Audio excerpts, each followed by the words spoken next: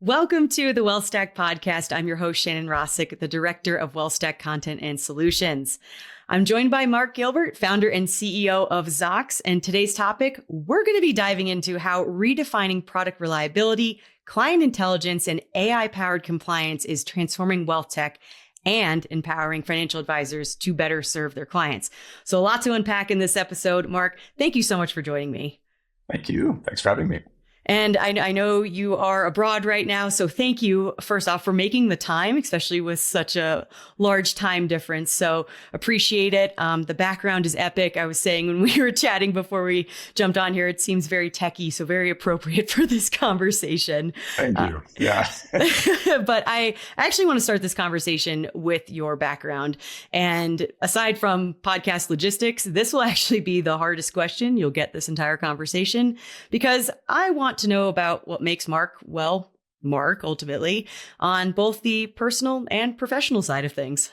Yeah, that's a short but deep question. On the professional side, I'm pretty straightforward. I've been building products. So started as a software engineer, but really been building products for many, many, many years at small companies, at very large companies. And I love technology. Like I've been writing code since I was really small, and I love getting new technology to people that frankly may have troubles adopting it, or like really showing it how it can affect their lives and use it. And that's why part of the reason we started Zocks and are super excited about it is there's a whole new technology wave going on right now that I think is tricky, frankly, for a lot of people to understand what to do, how to use it, and that's what we've been focused on. So that's who I am professionally.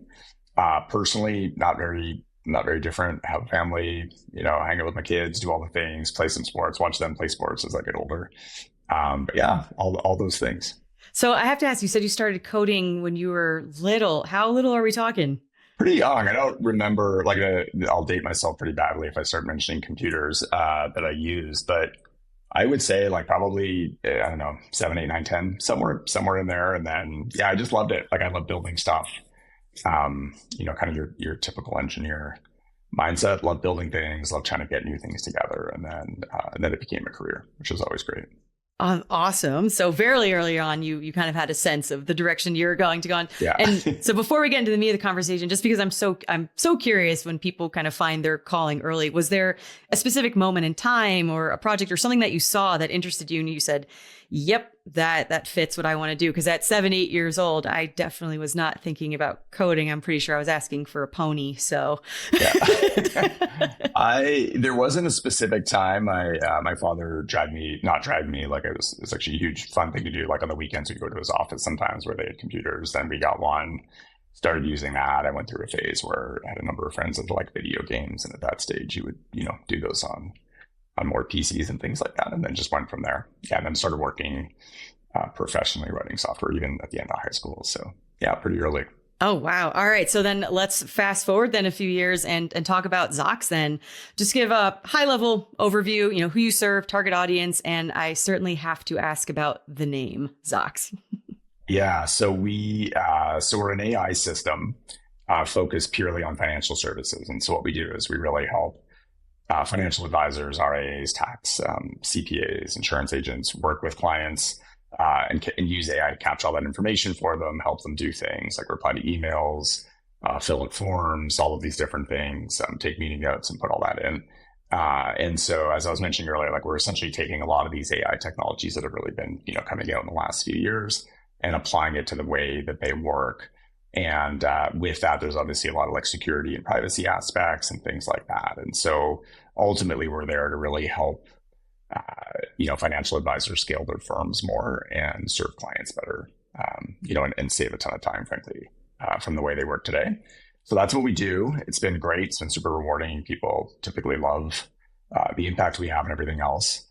The name, it's a little bit of a funny story, a few things coming together, but there's a thing in computers called sockets, which essentially is how the internet and different networks work together. So we were playing with names on that. My marketing friend gave me advice that you want a high Scrabble value of any company name you start. And so the Z we took is good. Those two things together. The Z is good. Yeah.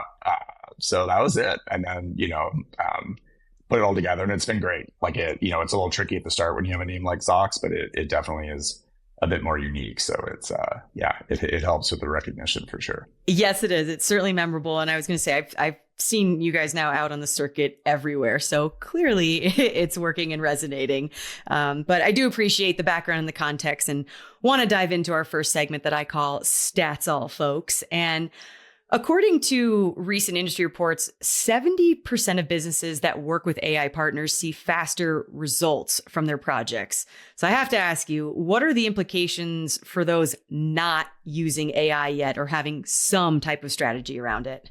I think there's two huge just factors at a high level. Like one is you're going to see firms that are using AI and using these newest technologies be able to serve more clients and be able to serve their clients better straight out. And so if you're not using it, you're going to see other firms scale more. And even if you love doing these things manually, or that's just kind of part of your culture, if you will, the reality is, I think as we see people use AI, client experience actually gets better. And the reason is that they typically are getting follow-ups, responses, all of this information sooner. So that's one huge thing. And then the other huge thing related is I just think it's critical I can't think of an industry that it's not critical right now to start learning and understanding these technologies. They are very easy to use. They're very easy to get going. But I think for us, the people that we've seen, we ran a pretty large early adopter program early on, and the people that have been using us since then, now for over a year, are just frankly more advanced, right? Like they're doing more things, they're doing more interesting things. They've started to optimize their practices more and more. So I would just say I would go out and try them. And even if you're not using them day to day in the firm, start to get used to them, maybe give them to some of the team and just see what they can do with them and get a feel for it. The other thing I would say is the technology is moving a lot faster than I think people are used to technologies moving. And so, there are situations where someone maybe needs very specific information out of our system. Let's say last spring, we weren't able to do that. 3 months later, we meet with them again and it's able to do that. Like it's truly like, I've been in software for a long time, and, what used to take a year or two is now taking a couple months. It's pretty phenomenal. So then I have to ask you, because AI itself is not obviously a new concept that's been around for decades, but in its current state now and the impact it's having on our industry, what has really maybe surprised you the most? I know for me, it's definitely been the adoption side of things, because you certainly have the camps that are very excited, and then you have the folks that are still maybe in a bit of an AI denialism, a little nervous, cautious optimism. So just curious, on your side of things, what you're seeing. Yeah. So I think the thing that's been most surprising for us, even the speed for us, has frankly been surprising. And if you go look at AI and just like the underlying work that's been going on, I think we view it as like there's these breakthroughs. In reality, it's just been going up on an angle, right? Like if you just look at the size of these models, you look at these different technologies, even since 2015, it's been going up. And it's just, I won't say just, but it's exponential growth. And I think it's really hard for us, like just humans in general, to understand what that really means. And so if you look at things that were coming out 3 years ago, it would look like a kind of kindergarten type, quality, year and a half, 2 years ago, you're now up to like high school, and it's really moving quickly. And so that has been even surprising for us, and we're in the middle of it. And then I think the other thing is on the other side, like I think everyone knows this in the industry, but like when you really dig in, there's just so much manual stuff going on today that can really get accelerated, right? And I think individual financial advisors know their clients really, really well. The firms have very little visibility. Like there's just, there's a lot of manual pieces and there's a lot of opaqueness. And so in a good way, as the technologies get better and better, a lot of that will speed up and a lot of it will get more clear. The data will get better. And, again, you should be able to handle more clients, grow businesses. And I think just frankly, the breadth of society that financial planning and advising can serve will go up with technologies like this. And things like reliability are a huge factor when choosing tech partners, especially in today's day and age. And it can certainly be a value driver. And in such a competitive wealth tech landscape, how can product reliability and, proactive client support differentiate a tech solution? And what are the end client benefits there? Yeah, reliability is huge, just straight out. And I think there's multiple tenets to that. Like I think, you always say, is it quality or not? But it's like, is it there? If it's not doing something you expect, is there somewhere to get help? it just, again, the systems that like the one that we make is very quickly becomes very important and almost like mission critical to just the way firms operate at the scale they're operating. And so, having a partner that that just frankly knows how to build that way, like underlying systems go down. I think everyone probably knows this. And so like you end up scaling up these things, making sure there's backups of the backups, all of those things, and being able to do that and help clients with it. I think, as we look at client support and everything else, I would say at least half the questions we get actually are not specific about our software. It's more of just like, how does this work? How do these things work? How do I connect these two? I think everyone knows this, like, everyone's office from a technical point of view and a setup looks completely different, even though like they may be using the same software, but just the way they work, the way they schedule things. And so having systems that are very flexible through that is huge. And I think for us, we've just seen it. We spent a long time onboarding a lot of people early, and that's given the system just a lot more, it just works really well in a lot of different situations, which for a lot of people is reliability coming out. And then that, along with kind of the proactive client support that we give them, has been very helpful too. And again, a lot of them just, understandably don't know how to handle AI, or even honestly the questions to ask. Like the amount of times, in a week where I get someone who's like, I don't even really know how to ask this, but should I worry about blah? Or should I, like, how does this work? It's very, very common. So yeah, it's helpful. And everyone just like, they all want to work with their clients, right? Like that's what they want to be doing. They want to be helping them. They don't want to be becoming experts on this stuff. Right. Exactly. They just want stuff that works. But, you bring up a good point around flexibility and how every office is different, because implementation is obviously going to look different for everyone too. So, we know that even the best technology can fail if it's not set up properly. So what are your maybe top best practices for ensuring that smooth technology implementation within financial firms?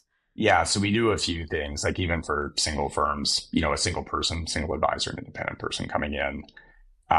We do allow people to self-serve onto our system and try it. We try to make that very easy, but we do prefer to give them a demo and a walkthrough and onboard them, what we call onboard them, just to show them around. And then one of the other big things that we do, and we'll do multiple of these, is we do a check-in, typically about 7 to 10 days in. And there's two huge reasons for that. One is, at that point, they've used the system in their world, like their clients, their discussions, everything else. So we can tune it, configure it, make it work exactly the way they want it to work. And again, some people, like bullet points and data. Some people want a ton of personal data because that's how they operate. Some people want a lot of, like the focus on the financial data. Some people want all of it, all of that. So those things we can tune. And then in addition to that, we do see a lot of like situations where like maybe an assistant, has the calendar that the advisor is going to, or the advisor has the calendar, but the assistant has like a different password for something. And so like, we just kind of make sure that all of those things are there. And I would say with that, like if we have people do a demo with us and then this check-in, it's huge. Like it just right away, all of a sudden things start working more for them. Then they also know how to use the system more, how to configure themselves if they want, because they can do all this themselves. And they'll also, frankly, in a good way for us, have a bit of a connection into the company so they can ask additional questions. They can always do that through support, but we find it just helps if they know someone or have met someone. And we do all those typically on like Zoom or Teams or something like that. And it's been a huge success for us, just because, again, I think there's a lot of unknowns about the technology and how to deal with it. And it just gives people comfort in knowing what's there. And then we can kind of monitor and make sure that everything's working well for them. So that's helped a lot. And we've done some very large deployments, like hundreds and hundreds of advisors at firms where, it'll deploy out in like 5 weeks, 4 weeks, 6 weeks across like hundreds and hundreds. And that, like for anyone who's done enterprise software deployments before, is like unheard of. And then because we've done that, we also see a pull, and then frankly, our weekly engagement's extremely high too. So those are the best tips we have. It's essentially like getting them on, helping them out, doing these check-ins. And then, with that, we can also share best practices. And that really seems to get people into the systems a lot more comfortable with it and then engaged as well. Well, I love to hear that because we produce a WealthStack study every year. And one of the areas we focus on is where folks are investing in technology and obviously training and education, because there is obviously a pretty significant gap, especially when you're maybe building a new stack or adding elements to it, that folks have a hard time keeping up with all of the changes, learning that new technology. So I always love to hear when wealth tech firms already have that in place, like they are a true partner for their clients at the end of the day, and you're helping them be able to succeed by setting them up for success early. So kudos to you for already having that in place. But obviously, implementation is just one part of the process. So let's talk a little bit about onboarding. You wrote this awesome article about the importance of the first 60 days when adopting new technology. And for those that haven't read it, check it out. Easy to Google. But I have to ask, why is this early period so critical for ensuring that long-term success? Yeah, so for us, it's very much like you want to get into people's default workflows. And, everyone, frankly, just has different workflows, right? Some people work in certain ways. Some people want to do a lot of prep before client meetings. Some people want to leave and then do things. Some people want their team involved. Some people want to do it themselves, all these different things. And so what we find is like in the first 60 days, if we can make sure that there's no bumps in running it, make sure that they're used to using it in their workflow, whether that's like automatically starting for virtual meetings, in-person meetings.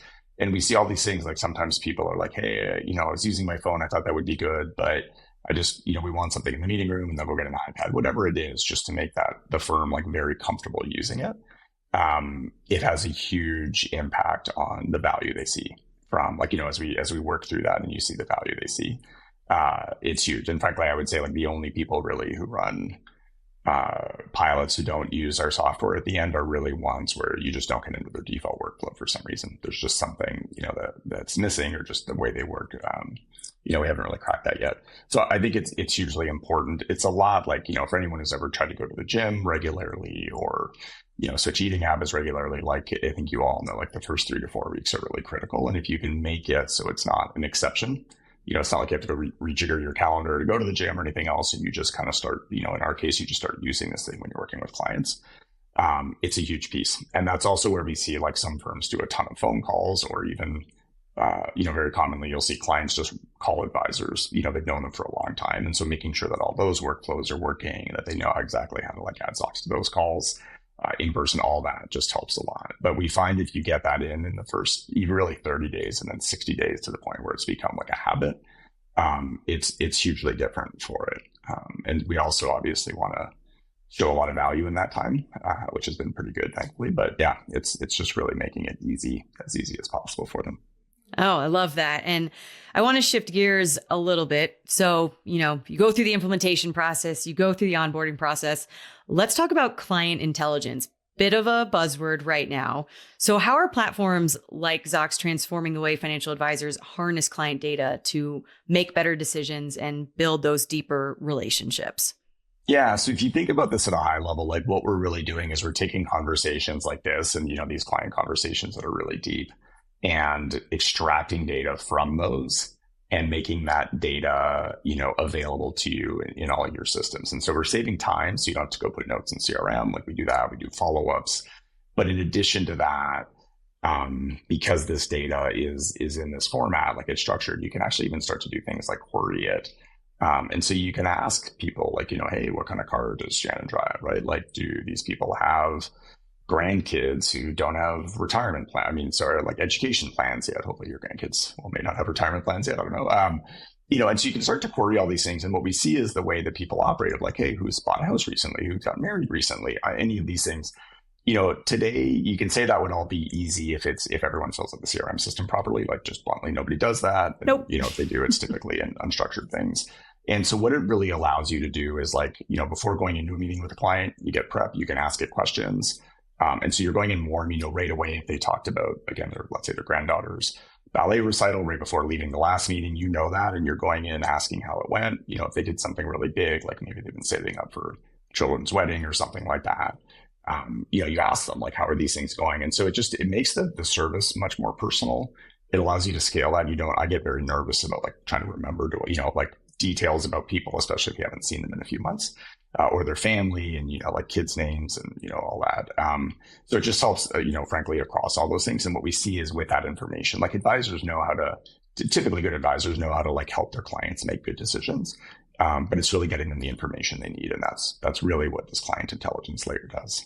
And I love that because it's allowing firms to take these kind of everyday client interactions and really turn it into a strategic asset that they can use with these client intelligence tools. So I've always looked at AI, especially right now in the current landscape, more as the co-pilot for advisors, right? I think about, just makes me think about the robo scare back in 2008 or so.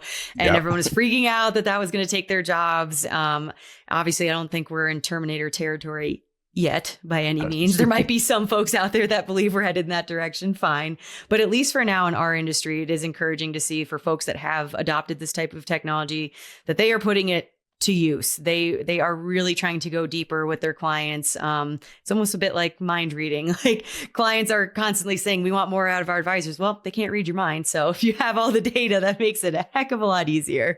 So I did promise we were going to cover a lot in this podcast. So I do want to pivot actually now to compliance, which again, another major topic in our industry right now. And now with AI exploding on the scene, there's a lot of question marks. So how can AI-powered tools simplify compliance while safeguarding sensitive client data? Because that is the number one red flag that everyone has right now, is making sure that data is actually secure and not just floating out there in the ether.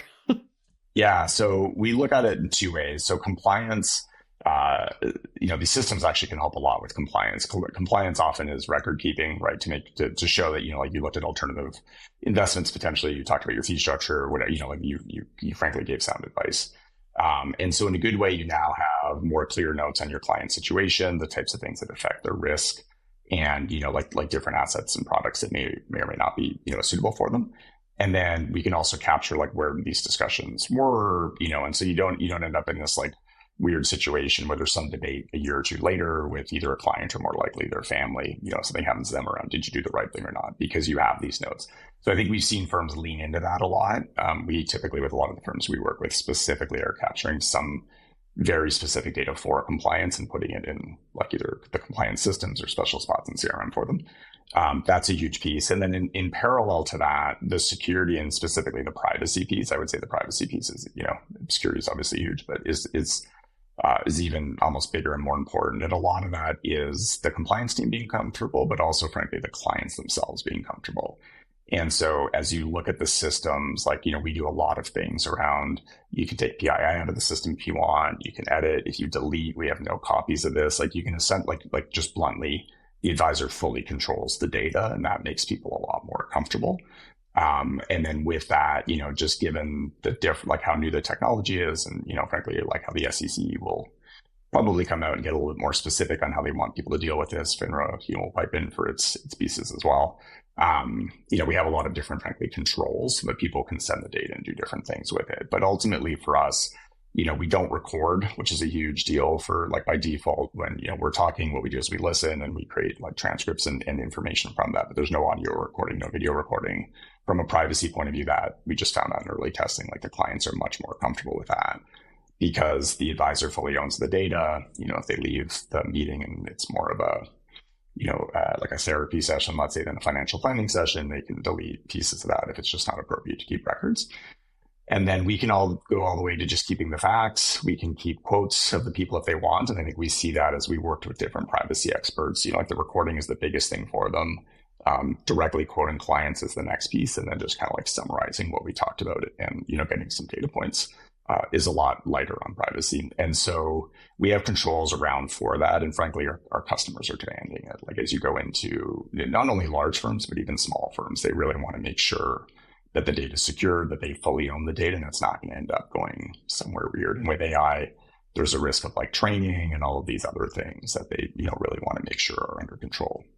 And like you said, data privacy and trust, that goes hand in hand. And with the advisors owning that with great power comes great responsibility. And you already got into it because I was going to ask you around how Zocks specifically ensures data security and privacy. So that was an interesting point that you said, that you don't actually record the conversations. It's taking the elements and kind of the essence of the conversation. So I'm curious, what has the response been from advisors? Do they like that style? Obviously, there's other apps on the market that do record. So versus not recording and just saying we can still do that without you having to worry about every little bit and piece being captured, I would imagine that's resonating pretty well. Yeah, I would say the majority of people, like the vast majority, prefer that, again, because a lot of the concerns they have is for their clients naturally. We do see some scenarios where people like recordings. Like I think people really new in the role or doing everything virtually. Sometimes they'll want to record and use that as coaching. We support some of that through like doing Zoom recordings and processing those and things like that. But I would say in general, very broadly, like the feedback and the response has been very positive just because of that, right? Like it's a little unnerving to see yourself recorded and like all these things, you can clip it. So we just find the clients are a lot more comfortable with it. Well, the best advice I've received lately is just always assume that you're being recorded in this day and age. Totally. So I have to ask then, what's on the roadmap for Zocks? Yeah, so there's a lot. Like once you unlock this data, there's so much we can do. We were actually just sitting through demos today of a bunch of stuff we have coming out. But so we're, first of all, like we're integrating like just more and more communication systems. That's almost like kind of the bread and butter at this point, as well as other data systems. And really the goal of that is the better we understand the client from things like portfolio management systems, planning systems, stuff like that, the more we can kind of help the advisor and the firm do things. And so what you're going to start to see is really cool. Like it's, like if we came out of a meeting and let's say I was going to open an account for you, not only do we have that as a follow-up and get it into the CRM system and everything else, but you're basically just going to be able to click or just say, do it. And it'll like take the entire opening form for whatever account type that is. We'll detect it and start to fill it out. Money movements. What we're doing is we're just working through where all of the advisors and their teams are spending all of this time, frankly, doing a lot of data entry and things like that, and just fully using the AI layers and our agents to essentially start to like fill those things out. So like profiles automatically getting updated in CRM. We released that recently, not just notes, being able to fill out account forms, insurance forms, all of these types of things with a click once we detect that that's the next piece is a huge thing. We've just launched email replies. So we found that advisors were spending like 1 to 2 hours a day and the associates like with a client emailing them saying like, hey, I'm looking at a new car or a new house and can I get, like asking a question. And they have to go get all their data, figure out what's going on, and then, like do an answer. So we can go do all that for them, give them the data, generate the reply, give it to the advisor, just essentially save it in drafts for them, and they can scan it and get it out. And so, it's awesome. Like the amount of time that they're saving is great. And then again, the clients are getting things quicker and quicker. And then on the enterprise side, we are, as you'd imagine normally in the industry, right? Like we start with smaller firms. We are seeing larger and larger firms adopt the technology. And so we are doing more and more, I would say kind of like analytics and dashboarding and getting that into their core systems too, because they all of a sudden can start to see things like, we were showing one of our clients, like here are all of the life events that came up in December and how many of each of them were across the clients. Here's what it looked like in November.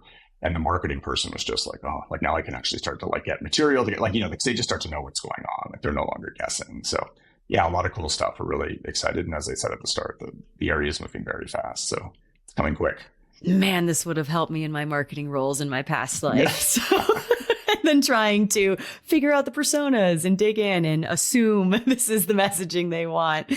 So clearly you have an incredible vision coming down the pike. So very excited for you guys. But it is time for segment 2 of this episode, Mark, which is Ask Us Anything, where I have gone out to the social universe and asked them to submit questions they want answered by you. Had a few folks slide into the DMs this week, so I'm going to put you in the hot seat here for a few minutes if you're up to it. Yeah. All right. First question we got for you. As wealth management firms continue to adopt AI-driven tools, how do you see the role of financial advisors evolving in balancing technology and the human touch in client relationships? Yeah. So I think one of the big differences we're seeing in this wave versus the robo-advisor wave that, we mentioned a little before is it is very much in this situation, the technology is actually, I think we see it helping advisors become more personal. Like, again, remembering more details and going in. And I would say, like, if I was an advisor now, really understanding clients, understanding their needs, understanding maybe similar clients that had similar needs, that are maybe a few years ahead of them. So you can kind of like relate and make them feel comfortable with whatever, kind of strategy you want to put them on. That to me is where a lot of the value is, right? That and being able to frankly find clients and make them feel comfortable. I think that will be like the technology will help you do that and try to make it more efficient for you. But that ultimately is why people are coming to financial advisors. And I think also, as I mentioned earlier, like the nice thing with this is because people are able to scale more, you can frankly, if you're highly successful today, you can just spend more time with clients and probably handle more clients. If you're in the growing your business, growing your book kind of stage, you can frankly just afford to handle clients probably with like earlier in the career with an earlier or smaller net worth, but are growing because the technologies can help you do all that. But I think it's really about the human connection and really understanding and being able to relate to them. Oh, yeah. We are still a relationship-based business after all. Yeah. All right. One more question for you. And this is kind of, I get this a lot, especially when I talk to AI experts like yourself. So this is kind of the existential AI question for you. In your view, what are the biggest opportunities and potential risks AI presents for the wealth management industry? So I think the biggest opportunities is what we mentioned, like the efficiency is going to go up, the ability to deliver personalized service more quickly is going to go up. And ultimately that allows firms to serve a broader set of clients and frankly, a set of clients earlier, which I think all of us know would benefit from financial advice, right? Like it's probably frustrating for all of us when, someone who's in their mid to late 50s is hoping they're 10 years away from retirement and first starts talking to people. So the scale is phenomenal. And I think there's a lot of that. And also we'll do things like reduce errors in paperwork and all that, which are very painful, right? Like if you ever move too much money, too little money, buy too much, sell too much, any of those things, like they're super painful. I think anyone has been through that with clients and frankly, AI can help just reduce things there. I think the biggest risk is there's just a lot more data now. And I think just as always, right, like you have to be very thoughtful about where that data is, where it's getting stored, who has access to it. And, and just be very careful about that. And so I think that's probably the biggest piece. I also, I don't think we're really at the point yet where AI systems should be making decisions for you. They should really be kind of helping you. That may change, probably will change in the coming years for small decisions. But I think the biggest thing is just the data and where it is and who has access to it. I would have to agree with you there. Well, I appreciate you being put on the spot and your very insightful answers. But we have come to our final segment that I call Stack It or Whack It. So be prepared. I am going to throw out a few technologies. And if I know you, they're not always wealth tech related, sometimes just random thoughts that I want your ideas on.